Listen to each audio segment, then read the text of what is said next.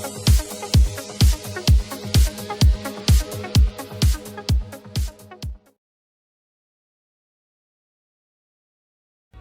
everyone, this is Darryl Christopher coming at you from Ottawa, Ontario, Canada. This is entry 2 of my sleep deprivation video diary. It's around 2 in the morning on August 1st, 2015. I've gone 15 hours without sleep now. I spent the last week job hunting. I have to get a job, I have bills to pay, I have things to do, and I have a lot of stress, but this is the weekend, it's a long weekend, and I'm gonna wind down, and my way of winding down is creating, making stuff, and I shot 2 YouTube videos so far. One I've already uploaded, and one I'm waiting to upload, and I'm working on this one. And tonight, what I'm gonna be doing in between reading is doing a little creative writing. A little while back, I wrote some books about fate, and basically this is where I'm going to give my characters and give my creations proper justice with the way I can write now, being a person in my 4th decade of life. So basically the story began where the ultimate evil, the Great Destroyer, was erasing existence from the end of infinity to the center of existence, and the embodiment of fate, the goddess, genetically and with the cosmic power of the universe and existence, enhanced and transformed herself to take on the challenge of saving existence and life itself. And in that process of the first book, she made some very unsavory alliances and made some unsavory choices in order to succeed. And in the heat of battle, at a very terrible moment, she was taken by the Great Destroyer and thrust into the path of one of her allies, where she was impaled. But she did not die. An alternate timeline was created, and she returned to her home. We're talking about the moon, but not the moon that you think of now that is gray and ashen, but a moon that was full of oceans and forests, that was the home of her people, the Atlan. And she gradually found in that alternate future her allies, was able to return to the past and destroy the Great Destroyer, so that existence could again flow outwards and life itself was saved. In my second book, she came upon a new species from another dimension, and there was an assassination of her sister, which destroyed her soul greatly, and she transformed herself into another being. At the same time, she was branded a criminal and outcast by her own people, and so she had the forces of the other dimension and those of her own existence against her, and in the end she survived it all, but barely, and transcended to another path of life with the person that she fell in love with.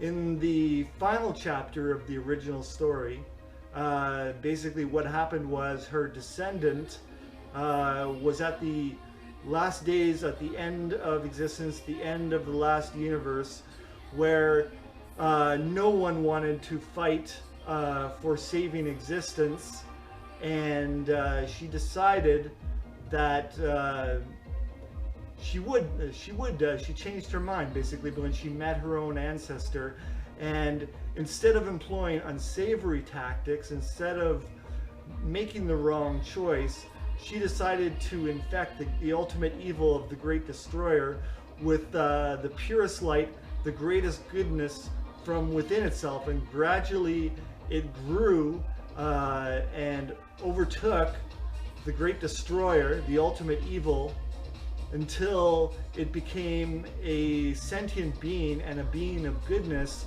that was there to be her companion at the end of existence. And at the very end, a new universe was born.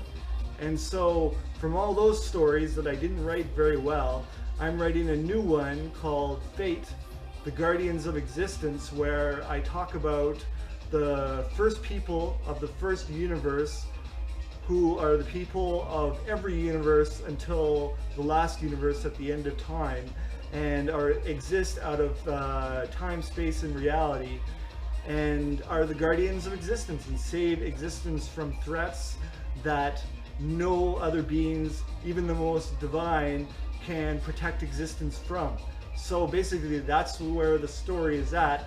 And in my story, the creative force, the writer of the story, has been born with 3 souls. He has the soul of the destroyer, who became a soul, became a good person, and that person believes that their life, their reincarnation, is to make amends and restore balance by creating a story that creates a universe rather than creates an existence rather than destroying it. She also is a soul within this creator, and so we have the goddess Fate, and then we have one more soul where it's the soul of the man who he would have ultimately become had he not been damaged in his childhood, yet became anyways. So kind of very interesting. And beneath those 3 souls are the billions upon billions of souls who are also of the Atlan, waiting to be born in the new universe when the creator, the writer, when his time comes to go to the afterlife. And his afterlife is to seek the ultimate evolution, the ultimate end of evolution, which is becoming the divine, the every reality, the great nothingness, the great everything, every dimension, every parallel universe, every alternate reality, every dimension, everything that is, was, and will be. And then after that, moving on to become himself again in his afterlife with his creations on the world of Atlan Prime. So that's the story that I'm working on. I'm going to be reading tonight. I'm going to be working on a little bit on my writing, and that's that's a taste of things to come. And gradually, ever so slowly, I'm going to put it together. I'm going to try and make the best book that I can, something worth reading. When I was younger, I didn't have the skills, the wisdom, or the ability, the maturity to write what I wanted to write, but I never gave up on my characters. I never gave up on my creations, and now the time has come for justice, to restore the balance to my creations, to give them their proper due and respect, and to make things right. And I feel it's time has come, the time is now, and that's what I'm working on. Anyways, I'm staying up. This is my sleep deprivation video diary. I'll check in with you in a few hours. Take care, everyone, and thank you for tuning in. Stay tuned for more. It is about 20 past 6 in the morning, August 1st, 2015. I've gone nearly 19 and a half hours, we'll say 19 hours without sleep, and it's been a very productive night. I completed 2 videos, a haul video for the last 2 weeks of comic books from New Comic Book Day, and I've been writing up a storm. I'm finally getting down to it after months and months of reading. I've written 6 pages of the novel that I was meant to write, Fate, Guardians of Existence, and now I'm up to 3,277 words, and it's coming out perfect. I'm in the zone with my writing. It's readable, it's enjoyable, it's going to be a great book. So I'm getting things down. It's like what I talked about in the first segment. I got down on the page, and I'm going to keep going a little longer. It's as you can see, the sun has come out. It's a new day. I'm feeling very positive, both about the job hunt and my creative productivity, and I'm going to keep going until I tire out. It's an interesting time. I like this time in the morning when I've done the marathon session of being awake and come to the morning and come to the light, getting through the darkness, even though the darkness is not really dark. The darkness is composed of a myriad of colors in life. So here I am. It's almost 19 and a half hours without sleep. We'll say 19 for the sake of argument. And I'm going to keep going. I'm going to keep busy reading. I'm going to keep busy writing. I'm going to keep busy just enjoying my time that I get when I'm in between sleep and wakefulness. It is now a little past 12:30. I've gone 25 and a half hours without sleep, and I've accomplished a lot in that time. I shot a couple of videos and uploaded them to YouTube, and I'm now up to 8 pages on my novel, 49 words. So 4,449 words, and everything's going well. It's a beautiful day. I'm starting to tucker out, but I'm gonna hang in there and get more done. This is my entry for 12:30 in the afternoon on August 1st, 2015. 25 and a half hours without sleep. I'll keep going until I can no longer go forward and I'm too zombified to think. It's a little past 7 p.m. on August 1st, 2015. I've now gone about 32 hours without sleep, and believe it or not, I'm actually starting to wind down and get tired. I can't sleep when there's still light. I don't have blinds. I need the darkness to sleep. But I have 2 things that I want to complete off my to-do list before I get some rest. Number 1, this is all that I have left to read of this novel, Star Trek The Fall, The Poison Chalice. I'm almost at the end. I'm going to finish it off tonight. I have 1 more book read, and I'm going to shoot 1 more video for my YouTube channel, reviews of Magneto comics, and that'll bring me up to 5 videos produced for the day, uploaded to YouTube. And it's been a very productive day. I wrote over 2 pages for my novel, which doesn't sound like much, but it's all about quality. I hunt and peck when I type. It's quality over quantity, and what I wrote mattered most to how the book is going to develop and how the story is going to go forward. So a lot of progress was made. I read a lot of comics today. I did a lot of reading. I watched a lot of shows. It's been a good time in this marathon of being awake. I'm going to stay up a little longer and get more things done, and I'll check in with you again closer to the time that I near the time of rest and sleep. So I'll be back in a bit, everyone. It's almost 9 o'clock, 10 minutes to 9. So that would mean at 9 o'clock I've gone 34 hours without sleep. But I got a big thing off my to-do list.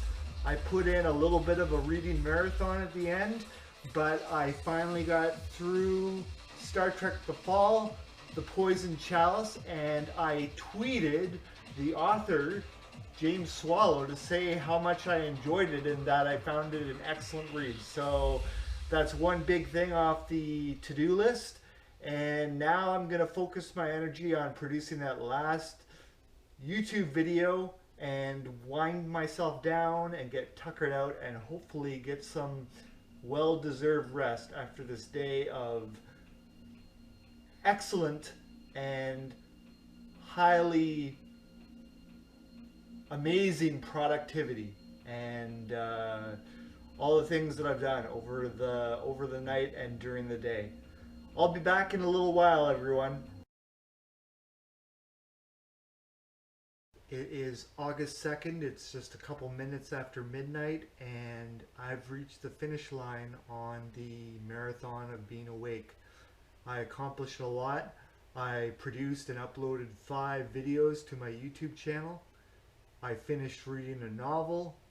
I read a couple comic books. I watched 4 episodes of Rome season 1.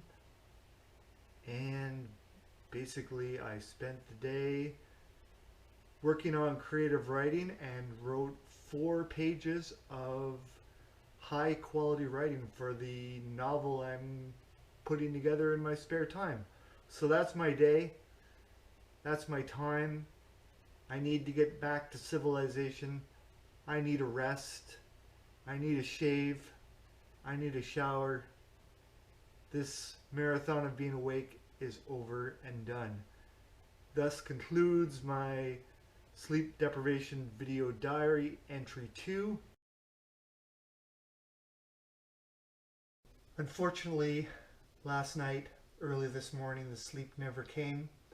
It's now noon, August 2nd, and I've gone 49 hours without sleep. I think very soon, though, I'm going to get in a nap. And I guess what's keeping me up the most is that I need to get a new job in the next 2 weeks, or else I won't be able to make my bill payment that's due in 3 weeks.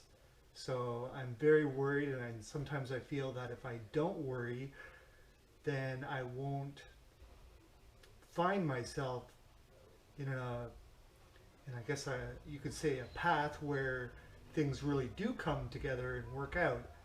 And I'm a person, I'll admit it, I'll be honest. I feel fear all the time, but I know one thing about fear is that it's meant to be overcome. And I just get in there and do it. So I'm going to make it happen, whether I have to shovel sewage or bury Ebola victims. Whatever the job, I'll take it, because I need to pay my bills. And it's a stress. And I mean, for me, I don't have a wife and I don't have kids. I have my cat and I have work. And right now I'm missing the work.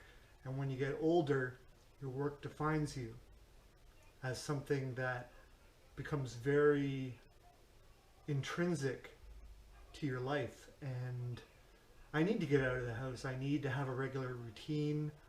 And for the last 5 years, 6 years, I've worked really hard from when I went back to college, got honors in 2 programs, and then established an excellent work record. It's really hard being without work right now. Although I feel things that are finally coming together. I did get a call from the agency on Friday. Unfortunately, the position, I didn't have enough experience for it, but at least they're thinking of me. And I have a good feeling that things are going to work out. Anyways, I'll check back in a bit. It's now 2:30 and I've gone about 51.5 hours without sleep, but I applied for 3 jobs that I definitely am in contention for and will definitely be considered for.